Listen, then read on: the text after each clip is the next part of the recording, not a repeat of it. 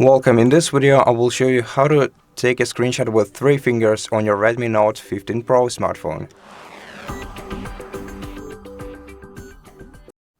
To do that, you're gonna have to open settings on your smartphone and then navigate down to additional settings. Then in additional settings, you're gonna have to select gesture shortcuts and then select take a screenshot.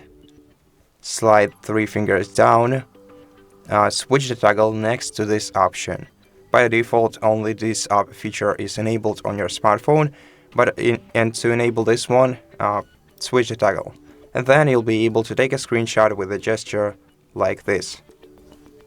Just slide 3 fingers and basically look at your screenshot in the gallery.